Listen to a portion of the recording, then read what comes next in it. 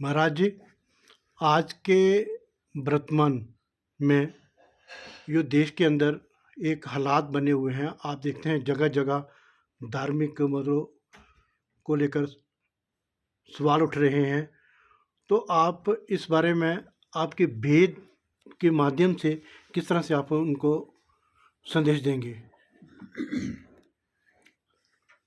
बहुत अच्छा प्रश्न है। देखिए कि एक तो ईश्वर की बनाई हुई सृष्टि है, और ये ध्यान देना चाहिए कि ईश्वर के बनाए हुए यानी ईश्वर से उत्पन्न 4 वेद हैं। सृष्टि को कंट्रोल करने के लिए, सृष्टि पर रूल एंड रेगुलेशन ठीक चलें, उसके लिए चारों वेद हैं। प्रजा सुखी रहे, उसके लिए चारों वेद हैं।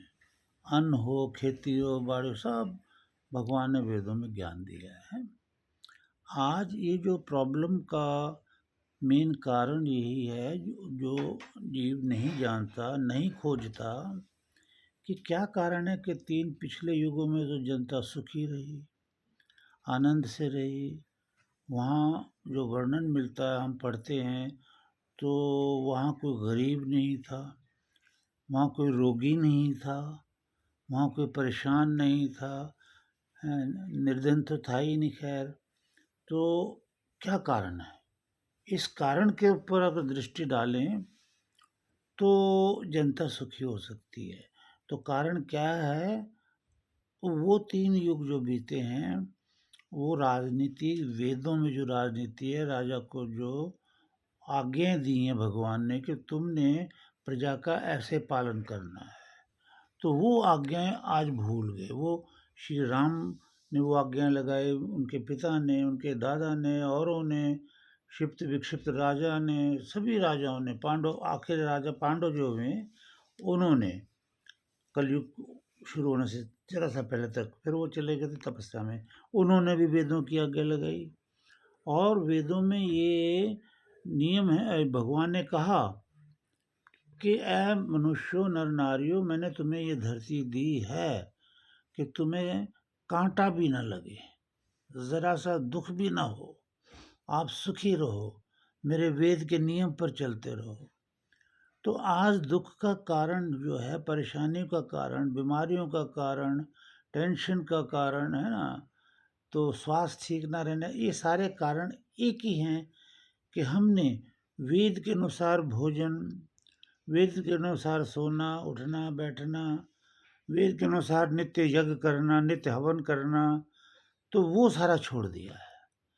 तो भगवान ने कहा है, 2/23 मंत्र है यजुर्वेद का, कि तुमने मेरे यज्ञ छोड़े, मैंने भी तुम्हें दुख देने के लिए छोड़ दिया। तो ये आम वाणी नहीं है, ये वेद की वाणी है, भगवान की वाणी है। भगवान कह रहा है कि तुमने मेरे यज्ञ छोड़ दिए, मेरा वेद छोड़ दिए, तो मैंने भी तुम्हें दुख देने के लिए हमेशा के लिए छोड़ दिया। आज भगवान ने उन प्राणियों को जो वेदों में आस्था नहीं रखते, उनको छोड़ दिया है। तो वो प्राणी जो हैं आते हैं पूरे विश्व के, तो कहीं भी वेद नहीं चल रहा इतना, तो दुखी दुख आ रहा। कारण तो ये है, आध्यात्मिक कारण तो ये है। अब भौतिक कारण में ये सोचते हैं कि जी इतनी मिलिट्री लगा दो, युद्ध कर दो, उसको दबा दो, मार काट कर दो, हिंसा कर दो, ये इंसानों की बुद्धि के निकले हुए रास्ते हैं जो ठीक नहीं है। मतलब ये भी कोई हल नहीं है, ये हल नहीं भौतिक तरीके से है, हल नहीं है, हल नहीं है। क्योंकि ईश्वर की सृष्टि, यहाँ ईश्वर का ही राज्य चलेगा। इद राजा जगतो बभूव, यहाँ एक ही राजा है ईश्वर, उसी का ही रूल एंड रेगुलेशन चलेंगी, इंसान की नहीं चलेंगी, इंसान की गलत नहीं चलेंगी। महाराज जी, आपका मुख्य रूप से कहना है कि आध्यात्मिक का जो मूल नियम है वो वेद ही है। वेद, श्री राम ने वेद अपनाए, कृष्ण महाराज ने अपनाए, ऋषियों ने अपनाए हैं।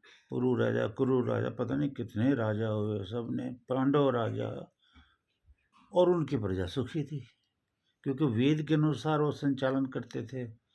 आज वेद छोड़ दिए हैं।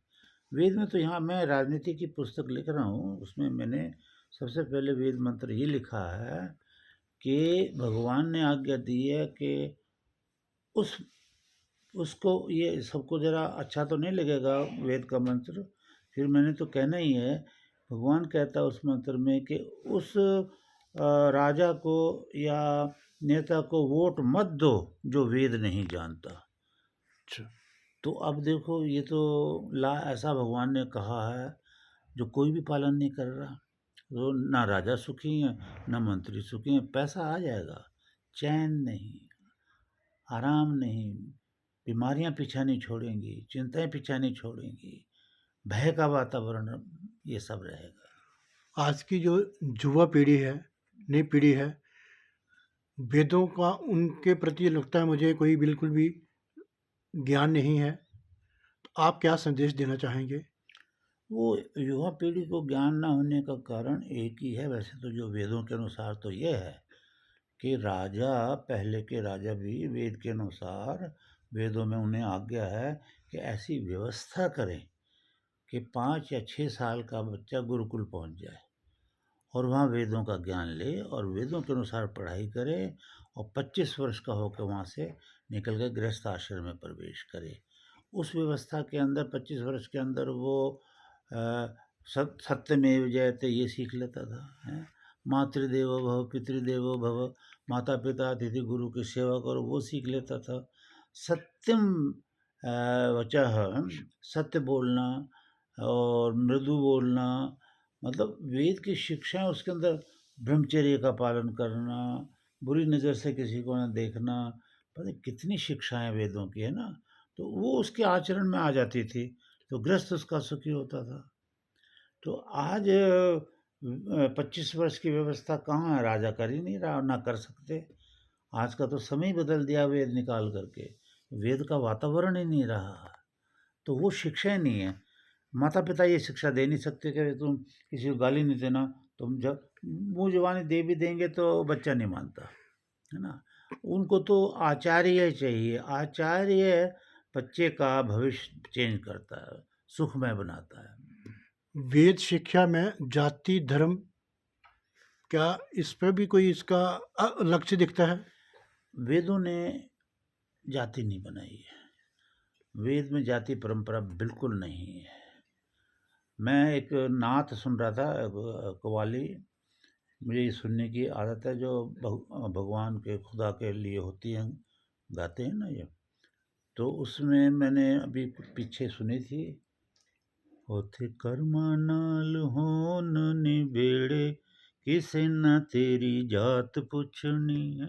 हाँ, हाँ, अच्छा। जात किसने पूछनी है, उधर तो कर्म, कर्म का फल है बस, है ना।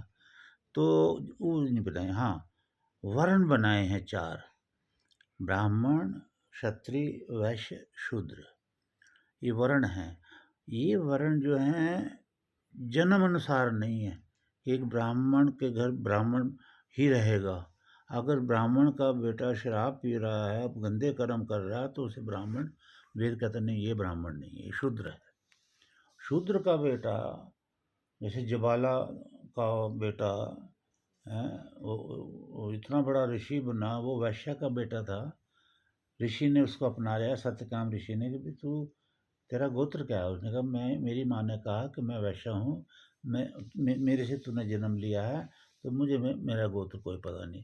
तो जाति नहीं है ना। उन्होंने कहा ठीक है, आप ब्राह्मण हैं, इतना सच तो कोई ब्राह्मण ही कह सकता है। ऐसे जब अर्जुन का विवाह हुआ था, तो वो उसकी पत्नी सुभद्रा, हाँ, तो उसके सुभद्रा के पिता ने ये कहा था कि चलती हुई मछली को ऐसे उसकी आंख में जो तीर मारेगा तो मैं उससे शादी कर दूंगा। उन्होंने ये नहीं रखा था कि किस जाति का होगा, है। अच्छा, ये पांडव उस वक़्त वनों में वो थे और सज़ा भोग रहे थे और साधु के वेश, मतलब ब्राह्मण के वेश में थे छुपे हुए। तो इन्होंने, और तो कोई मार नहीं सका, अर्जुन ने मार दिया। अर्जुन के साथ शादी के लिए जो वो लाए कन्या, तो युधिष्ठिर ने कहा देखो मैं इसका बड़ा भाई हूँ, तो सबसे पहले मेरा विवाह होगा। तो वो, मतलब एक ब्राह्मण को उन्होंने वो कन्या दे दी। उनकी नज़र में तो ब्राह्मण था ना वो। तो जातिवाद नहीं है, वेद में जातिवाद नहीं है। कर्मवाद है कि जैसा आप कर्म करोगे, मतलब शूद्र का बेटा अगर 4 वेद पढ़ लेता है और उसके अनुसार कार्य करता है, शुद्ध रहता है, तो वो ब्राह्मण कहलाएगा। मतलब जाति से ज़्यादा कर्म बलवान है। कर्म प्रधान है, कर्म बलवान। वेदों में सुबह के समय हवन करना, इसका साइंटिफिक और आध्यात्मिक में क्या प्रभाव माना गया है? आध्यात्मिक तो ये है कि पापों से इंसान बच जाएगा, है? करना भी चाहेगा तो नहीं कर पाएगा और शुद्ध होता चला जाएगा और दुखों का नाश हो जाएगा, सुख प्राप्त करेगा। ये तो आध्यात्मिक है। और भौतिक लाभ ये कि जो कुछ भी हवन सामग्री और घी डाला जाता है, तो जैसे आप रसोई में कोई छौंक लगाते हो मिर्च की, तो रसोई तो बहुत दूर है और यहाँ तक आ जाएगी, है ना? ऐसे जो भी अग्नि में पदार्थ डाला जाता है, वो सूक्ष्म होकर के ना और ब्रह्मांड में फैल जाता है। तो घी डाले जाते हैं और जड़ी बूटियाँ होती हैं, तो उनका जो प्रभाव होता है, जैसे घी का प्रभाव है बलवान बनाता है, तो वो परमाणुओं में चेंज होकर के हर एक के पास जाता है वो और उसको शक्ति देता है?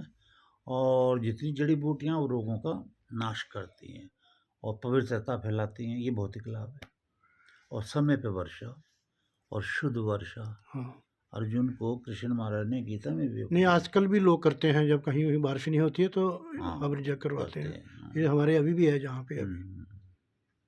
तो उससे वर्षा होती है और शुद्ध वर्षा होती है। महाराज जी, वर्तमान सरकार और पूर्व सरकार, जो वर्तमान सरकार है, ये सनातन धर्म आध्यात्मिक को ज़्यादा जो प्राथमिकता दे रही है, इस पर थोड़ा सा आप। देखो, सनातन का अर्थ है अनादि, एटर्नल, एवरलास्टिंग।